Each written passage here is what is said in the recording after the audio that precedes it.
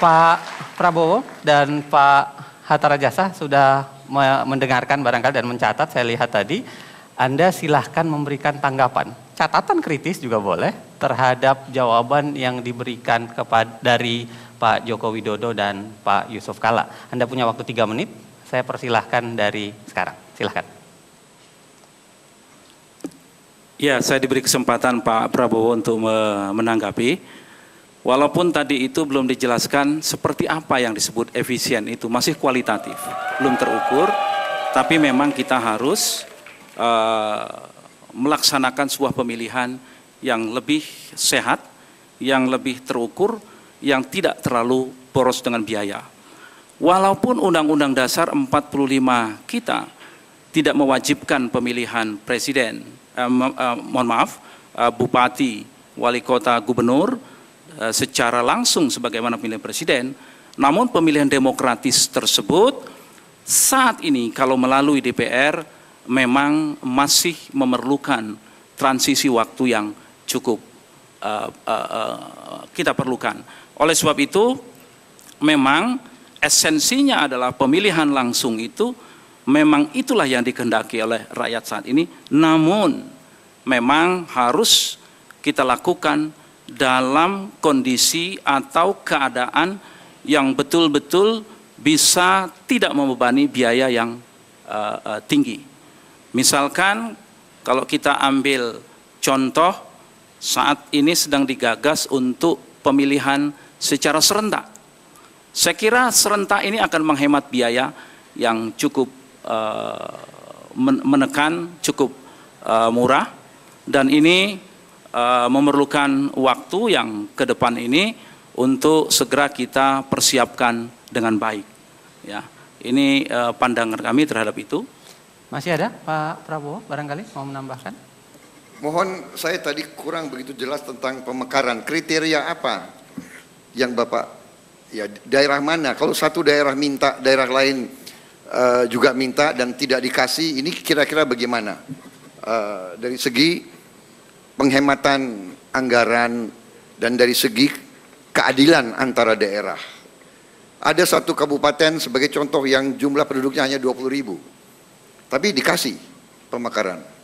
Jadi di mana rasa keseimbangan keadilan dengan kabupaten yang umpamanya jumlah penduduknya 3 juta umpamanya. Jadi kami mohon kami ada suatu sikap ketegasan, kira-kira kriteria apa mengizinkan pemekaran baru dan tidak mengizinkan pemekaran baru.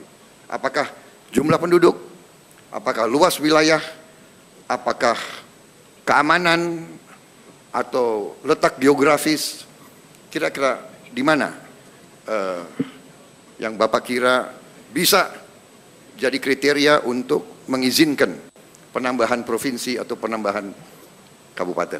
Baik, terima kasih. Silakan tepuk tangan.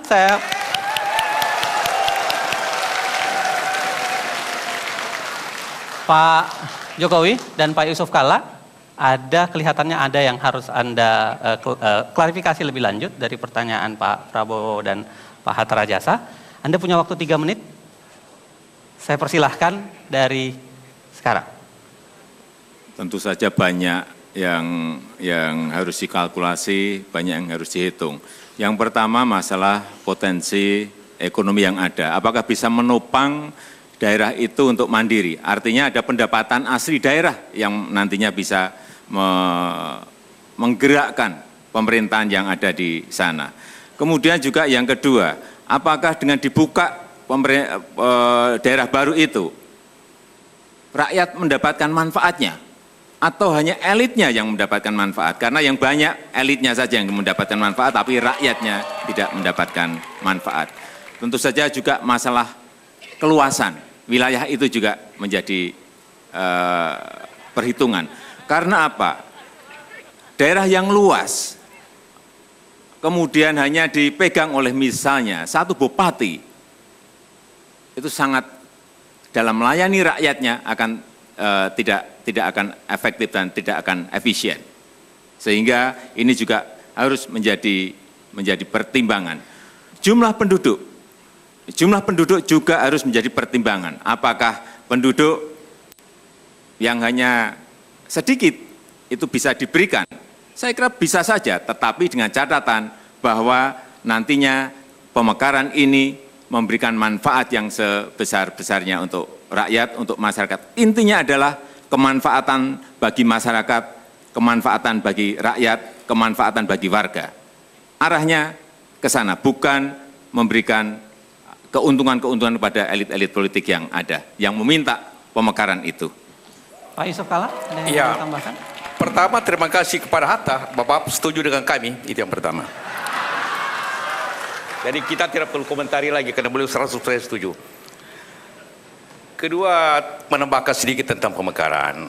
Jadi apa yang dikatakan Pak Jokowi tadi, pemekaran itu dilihat tujuannya.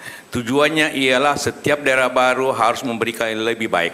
Lebih baik kesejahteraannya, lebih baik kemakmurannya, lebih baik investasinya, lebih baik pengelolaannya, dan juga demokrasinya yang baik. Jadi ukurannya tadi sudah dikorkan. Apakah luas daerah, luas penduduk, letak wilayah, tapi yang penting efektivitasnya, apakah itu memberikan lebih baik atau tidak.